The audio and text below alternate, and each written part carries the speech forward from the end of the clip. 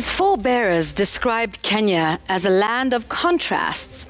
And when King Charles III landed in Nairobi this week, he could not have been confronted by sharper contrasts. A warm welcome awaited royalty, but accusations of cruelty dominated the atmosphere, with grievances ranging from scars of the independence struggle and claims of reparations. Then there was that push for an apology that somehow produced a regret and something short of an apology as the king moves to his next stop at an organic farm, a forest walk, and later a seaside navy show. So what comes out of it? It's the royal edition. And speaking of contrasts, the economy continues to generate both pain and debate for Kenyans. So just how much foreign travel is sufficient and what are the returns? We do the math, 1 air mile per shilling.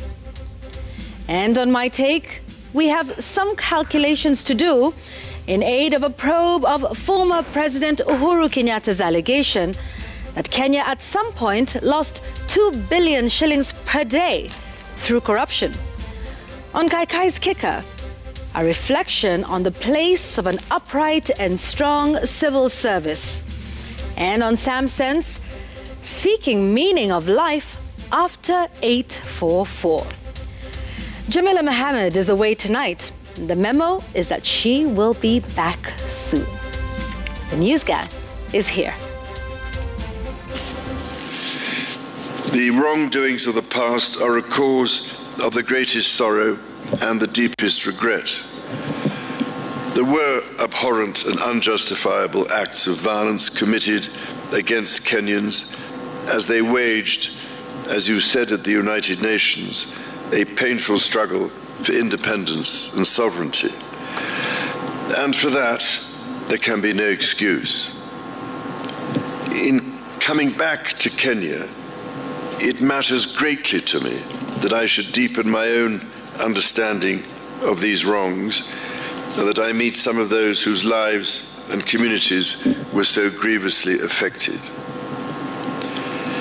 None of this can change the past, but by addressing our history with honesty and openness, we can perhaps demonstrate the strength of our friendship today. And in so doing, we can, I hope, continue to build an ever closer bond for the years ahead. So there it is, the trip that had been announced or foretold months ago, as Waswahili husema, hayawi mwishowe hua. The king is here. I believe he winds up his tour tomorrow, which is Friday. Gentlemen, welcome to the program. Also, tonight we have a guest gangster who's joining us, and that is Macharia Munene, who is a foreign relations expert, who's joining the gang tonight virtually, and we want to get to him first and just get what the perspectives are on this trip and what it means. Macharia, I hope you can hear me. Good evening. Thank you for joining us on NEWSGANG. Just want to get your perspectives to start with on this trip, its purpose, and of course, the issue of what is now called our shared painful history. Thank you very much. The King's trip to Kenya, as he said, was almost a homecoming, so it has some sentimental value, emotional. He owns property in Kenya, at least his family does. They own land and have some other investments. So when he said he feels as if he's yuko nyumbani, he was not wrong in that regard. Second, it is the first leg of his effort to let the Commonwealth know that he's around as head of the Commonwealth. And there are many countries that they accept the king as head of the Commonwealth, although they don't accept him as head of state. So that fact of being the head of the Commonwealth needs to be emphasized, and he is now going to be seeing what previously would have been his subjects in the old empire days. So he, starting with Nairobi as the starting point, has that element. It has the sentimental value because his mother became queen while in watching animals in Nyeri, and they've had some close connections. Besides, we have a lot of people in Kenya who really identify with Britain, although they may not be British. The colonial period did inculcate some characteristics, particularly on those who are on the home guard side, especially during the war. The attachment is very strong, and they feel excited. They are excited to see the king and to try and connect with the English, whom they admire. So it is sentimental, emotional. It's also image promotion. For President Ruto, it's very important because, as he says, he invited the king and the king agreed. But it appears as if President Ruto has been on a continuous mission to be acceptable, particularly to the Western powers, the leaders there. And what you have with King Charles coming to Nairobi is essentially reinforcing that Ruto desire for acceptability as a world leader, particularly of the African type.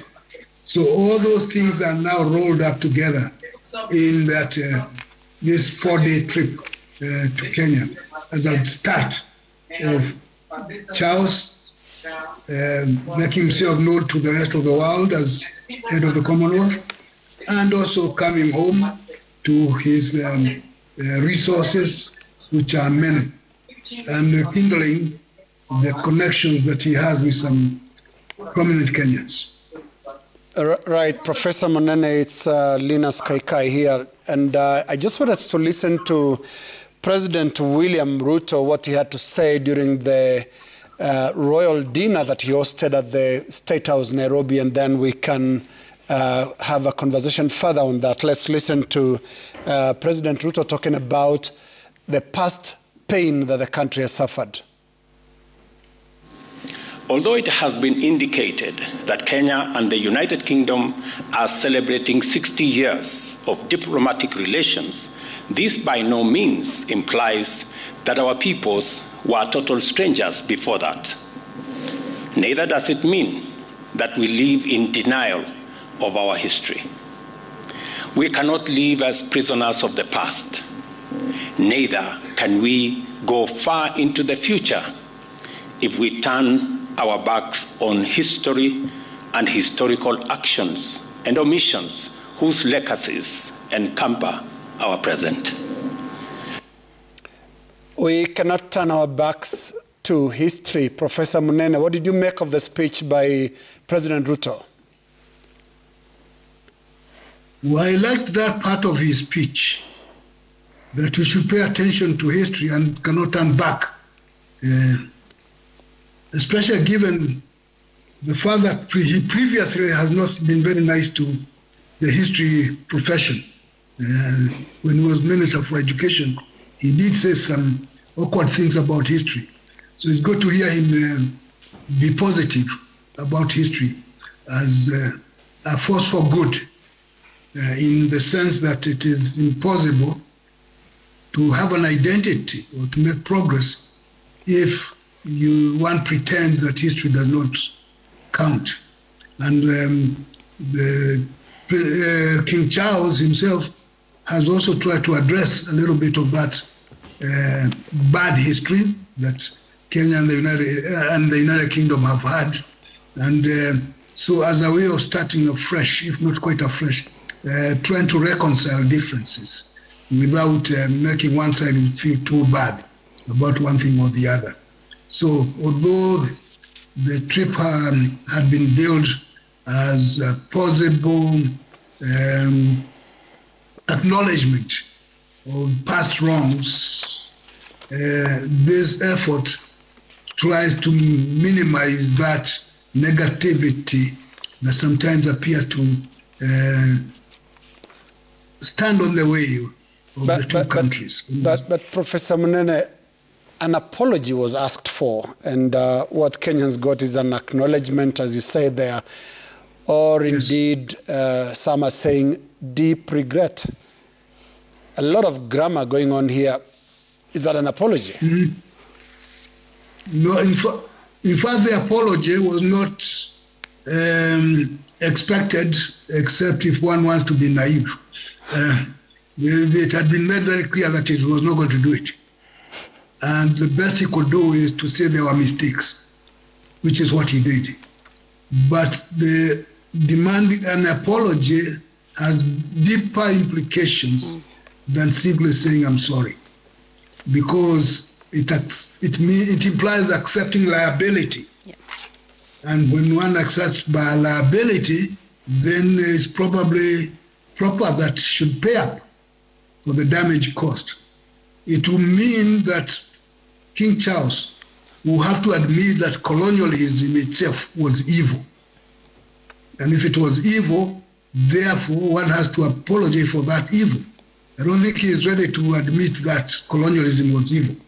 And therefore, his government and the people around him, they don't want to hear that. And it's very apparent that there has been effort to try and minimize, particularly the Mau Mau War, as an issue, because it seems to be hovering around the Mau Mau War, although there were other instances where the atrocities were committed. What Britain does not seem to want is to admit that colonialism was evil. And therefore, those who orchestrated it were evil and should apologize for their evil system and the individual activities. So as far as I was concerned, I knew he was not going to apologize, because he would have to admit that his country was operating over an evil system, which should never have been. That one, it was difficult for him to do. The best he could do is say, well, there were mistakes here and there, and because there were mistakes, they should not have happened. But as for a real apology, as people wanted, it was going to be difficult to do it. And so those who had very high hopes that he might do that, I think their hopes were misplaced. They were just not looking at the reality of it, what has been happening. Even when a few people went to England to put up a case which was settled out of court once the British government was unable to wiggle out of the whole thing. So they said, no, but no, there was not going to be big compensation or admission of liability. That one they did not want to do that. So it has turned out as was expected, that you say some regret here and there, but as for apology, no, because the apology will imply liability, and Britain does not want to accept liability. Yet those who are expecting an apology are not closing the debate, so it stays open. It's been 70 years plus since the atrocities of the Mau Mau Independence War. Yes, the debate continues, and it will not end right now. But as time passes and the memories become dim, the debate may be less vocal than it is. It become more academic than emotional. At present, we are still in that emotional stage, and but with time, it might become more academic than emotional. But it will still continue to be there. There will still be activists and other people who will demand something be done. and not just about the Mau Mau. Increasingly, we've seen other communities and peoples saying that they too suffered, they too were tortured, they too lost this and that and that. Although the environment was different, but they also are making claim that if there's going to be any reparations and compensations, they too should be given something. So that is going on, and it's likely to continue as long as there is an impression that something may be given to some people. Prof, Sam here, and of course the conversation has been also about some of those challenges that Kenyans experience. Some have been talking about that land was taken by the colonial persons. Some say that they left the land here has been taken by other people. Where do you settle this conversation at a time that there's still a contest of people trying to outsmart each other by affiliating with the Mau Mau, with the pre-independence war? Where does it settle 60 years on? Well, the land issue is a very complicated one. And especially when people start claiming that they are more indigenous than other people, the native thing or whatever it is. And it becomes more complex when you try to address the absentee landlords. Most of the big branches and the conservatives and big pieces of land, they belong to people who are not in Kenya, people who seem to be protected. The royal family owns a lot of land in Kenya. And so when King Charles said he was at home, he was not wrong, because if he owns property here, then coming home is part of the expectation. And it goes back to now to the historical development. Prof, do you have proof that the royal family has land in Kenya? That is new. No, they have they own the conservancies, a lot of them. From some reading I got somewhere. Which ones? They are leading in terms of conservancies. And then some other Kenyans follow along the way. That is there. So, and we have all these the aristocrats, when they had the dreams of creating white man's country, and even claiming that it was a crime against humanity not to turn this place into a white man's country. Many of those people did not leave. They stayed around. And I think the king even made an interesting remark about his son coming to Kenya to propose to his girlfriend. Yeah. And which showed the connectivity about these things. So yes, there are those claims that they own property in Kenya. Yeah, well, Prof, I'm not sure about the ownership, but I do remember, you know, Prince William and that supposed proposal. I actually covered that many years ago and went to the actual site on one of the craters of Mount Kenya. But I just want to talk about this issue of an apology, reparations, and what that means. And I'd like us to listen to some members of other communities. I think we heard from the Talai community and the Kisii community speaking about what their expectations were with respect to compensation. Let's listen and then we can talk about this some more.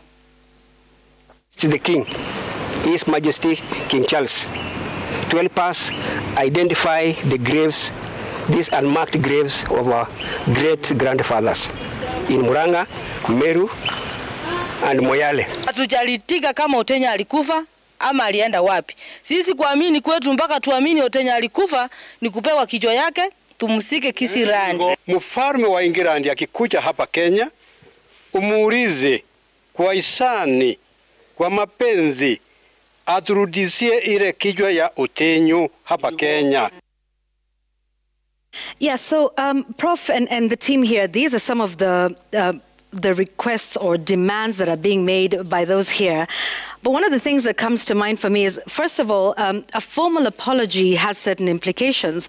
If I'm not wrong, it would actually require a decision by government ministers before a formal apology is made. All we heard from King Charles was a, quote, acknowledgement of abhorrent and unjustifiable acts of violence against Kenyans. But wouldn't an apology and attendant reparations also be towards the atrocities that were associated with colonialism, for example, matters like slavery, who pays for that? And also, does this not open the Pandora's box for, across the Commonwealth? I mean, what is the Commonwealth? Isn't it a conglomeration of nations that were, in fact, colonized by the British? Does this not open the door to all manner of demands from across the Commonwealth? The other thing is, how far back would the reparations go? Who determines the price? What is, in fact, the right price to pay for historical injustices? And more importantly, one of the things I was wondering is, who would the money go to, should we decide? Let me give you an example. The Dutch government, just last year, apologized for its colonial past and the slavery it committed during the 17th to the 19th centuries. They allocated about £175 million, but this money went to what they called an awareness project on the issues surrounding colonialism, and another 27 million euros that went to a slavery museum. Does this really then go to the people who were directly affected or their descendants? And remember, for the Dutch, I mean, the slavery was a big thing that built their economy. In fact, I think it talked about for one of their provinces, in the West, 40% of its economic growth was directly attributed to slavery and its proceeds. So these are some of the questions then you start to ask in terms of, if we have money, who does that money go to? How is that decided? Who does it? I mean, the same thing happened with Britain, actually, Germany in 2021, officially acknowledging genocide in Namibia. And then they gave them financial aid of $1.3 billion. So these are the questions, Prof, in terms of reparation, what it looks like, how far back it goes. This would be something extensive, and I doubt that it would be something King Charles III would want to do, considering the doors that it would open, and not just for Britain itself, but for many of the other colonialist nations. Is this something to just use that unfortunate phrase that we like to use in this country, accept and move on, even if the debate continues to rage on? Is there any hope that something like this would ever actually happen? Well, the question of how far back and who, if there is some reparation, who gets it, is a tricky one.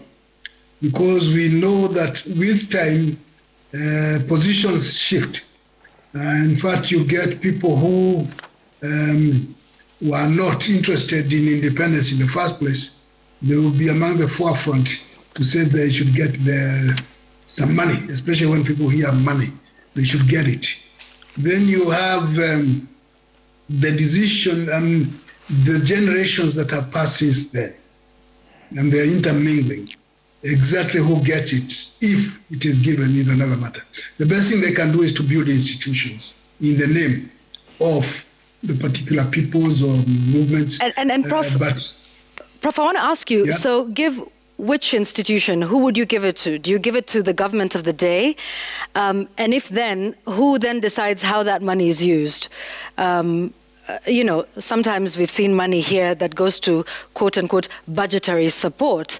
So even if the government is given, then do both nations, the one who was colonized and the colonizer, sit down and say, this will go to this and that? The other thing I think I also wanted to raise with you, Prof, is, in fact, the countries themselves. When the Dutch made that apology regarding the effects of slavery, the Dutch people were divided over the issue. In fact, on the issue of apologies with the British government, we've seen sections of the British press themselves saying how, colonialism was good for Kenya, it brought us democracy, we learned English from this. So I guess, in a sense, is the mentality of colonialism really fully over? And should we just sort of live with this? There's always going to be us versus them, and this whole mentality and thought process that exists. I mean, there's been a clip that's been going around, I'm sure if you've seen it. It's distressing to watch as a Kenyan, you know, in terms of how good colonialism was and how this reparation money would be free money and how we have been granted and awarded democracy, which we're not even utilizing to its full potential. So, you know, in a sense, is colonialism really out of the minds of our former colonialists? No, colonialism never left the minds of the colonialists. And what we did, is when you look at colonialism itself, it was a race issue, a color issue. And so anti-colonialism was also a color issue. So the white person left and the black person sat in the same chair, but the structures remained that way. And the arguments we've been hearing recently in some quarters, like the ones you mentioned, that actual colonialism was not that bad. And not only that, since it's 60 years since the Mzungu left Kenya, we should not be talking about that, because we should be blaming ourselves 60 years after the Mzungu left. It's a cop-out, which is very clever. And there's a shifting blame to the victim. And if, as has been argued, those who took power, political power in Kenya, and not just in Kenya, but in many other places, were essentially those who were supportive of the colonial system. And the creation of the neo-colonial environment, very carefully calculated to ensure that the people who took positions would continue with the colonial structure, protecting the interests of the colonial master who are now left. And in fact, there's some of the interesting things that took place was that the former DEOs and DCs went and became professors in various universities. And when students went there from Kenya and other places, they went to be taught in some places by the same DOs who kept on repeating and insisting, inculcating the view that actually colonialism was not that bad. And that the people who are bad were those who tried to chase away the colonialists. Those were the bad ones. And so right now, since it's been 60 years and things are not going well, you should not go back to the historical record to find out what it is that happened. And yes, in the 1950s, late 50s and early 60s, there was deliberate effort as a matter of policy to keep the people divided in such a way that they will continue looking at the departing colonial master as a savior, benefactor. And so there was a lot of work. In fact, one of the challenges Kenya had was trying to create a nation out of people who are being told, repeatedly told, that they are not the same, they are different. And they were always told they were different when challenging the colonial state. But they were treated as equal natives when serving that colonial state. And it was very clear at the time of independence, the emphasis was on the differences. And saying, you know, we are better off with the Mzungu. And so don't complain too much. And Prof, it's interesting that you say that, because even as you look at the transition of the country into that century of colonialism, and even after the efforts that were made after the independence, you'll see very serious segregation, even in schools, that you find schools was for the European. You have some schools that was for the Asians, and very few for the Black Africans. And there are efforts to really integrate all the three races, but still a struggle. But then again, one wonders, even if you're not blaming the victim, is there something that the government of Kenya, which is now 60 years old, is there something it can do to recognize its heroes, the people that suffer, the people that land was taken from them, and it's not where it is? Is there anything that the government of the day can do? Well, the government of the day can try. But first of all, it has to have people who believe in the cause. And sometimes you have people in positions of responsibility who admit that they do not know what Kenya's national interests are. And if they don't know, then it will be very difficult for them to see what needs to be done. Because when you have people in the position of responsibility and they are not sure what it is that they are doing, then things cannot be done properly. And as it turned out, remembering or trying to do something about those who championed the cause of independence is a tricky thing, and people responsible don't want it, because when it is properly examined, they might appear not to look very good, as maybe people who betrayed the trust. And we do have a lot of people who have betrayed the trust. One of the challenges that has been coming constantly is the question of where Kimathi is buried. And I think the government knows where he is, but the politics of it does not allow, especially being associated with the English, the British desire to have that period downplayed. So we have a lot of people who want to downplay what happened by denying the reality of things. Kimathi's grave, I believe, is known, and the reason I say that is because in 1968, GG Kariuki raised a question in Parliament, and Mbiu Koinange, who was a powerful minister of state, gave an assurance to Parliament that they were looking after Kimathi's grave and that he was going to be given a national heroic funeral as befitting a national hero. And he was going to do that, was going to be done within 3 months. It never happened. So the question is, did Koinange lie to Parliament? Or did something happen so that it stopped him from doing what he said he was going to do?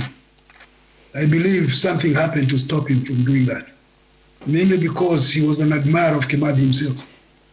And in his book published in 1954, read it and you can see the way what he was saying about Kimathi's activities and ability and commitment. So when he said they were looking after him, after the grave, I believe he was speaking the truth as he saw it at the time, and something happened. So the grave is known where it is. It's only that there is no willingness to honor him the way he should be. Prof, you're painting a very grim picture and basing it exactly on events that happened, and I don't know whether this would make it worse. That, for example, the question is, Kenyans approaching this conversation with clean hands in the strict sense of the word, because when the atrocities are spoken of during the Mau Mau Liberation War, they have been, and I've seen that in sections of the British press, just how some of these activities took place, you know, murdering of entire families, including children. And when you come to the administration now, post-independence, and actually just pre-independence, Prof, you would remember something that goes by the name Anake Afoti, who are on one side and the Kenyatta side was on the other end. And one side obviously emerges as the one that takes care of the country after independence. And then General Baimungi dies in Meru. General Chui is killed in Meru in 1965. Those are not British bullets, were they? That's true. Kenyatta was an ambivalent man. He did inspire the Mau Mau movement. And some of those veterans will tell you he's the one who told them, do this, do this, do this. In fact, it's claimed that in commissioning of General Mathenge to go and lead the forest forces as the overall commander, and that Kimathi was then given some sort of a book because he was literate to be the custodian of records. And Kenyatta's name is right in the middle of that. Now, at the same time, depending on who he was addressing, Kenyatta had a capacity to say the right things to the right people. And then his message will be taken that way. So that's why partly there is always this debate about his involvement and in the whole thing. And yes, there were people who were a little more vibrant than he was, and he played the role of being an overall guardian before 1952. But he denied involvement, Prof. You remember he denied involvement completely in his trial in Kapenguria? Yes. He was playing to the political gallery in the day because, and he denied even the knowledge of Mau Mau because the name itself was strange officially. So, in defense, self-defense with the other people, he did do that. That's true.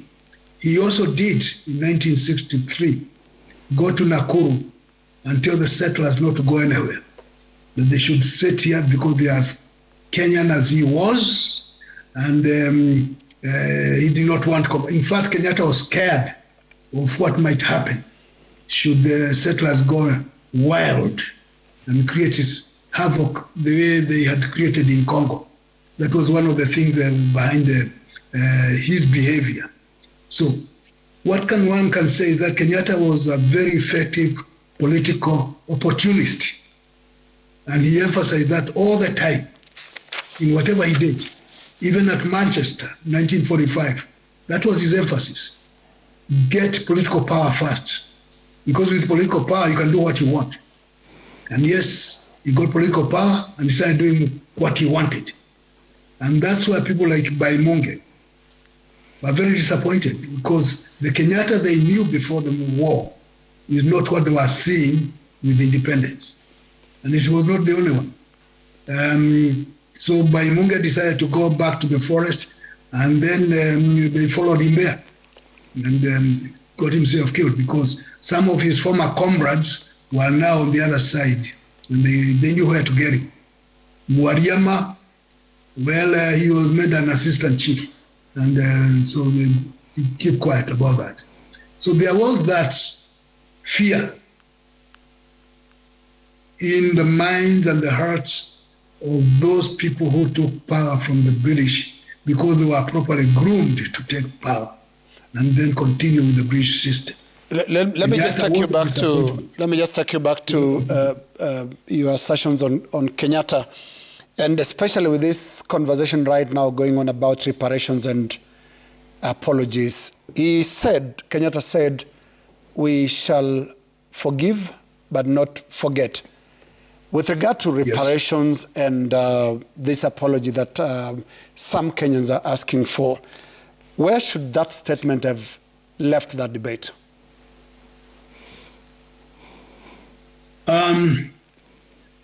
Forgive and not forget. Forgive is to indicate continuity, that you don't want to be held back unnecessarily. You show maturity, and mature people do indicate time to move or do other things. And forgetting is to be aware that if one is not careful, you might find yourself in the same situation as before, or worse situation. So implied in that forgive but not forget is caution. Now, whether Kenya as a country did exercise that caution or not is another matter.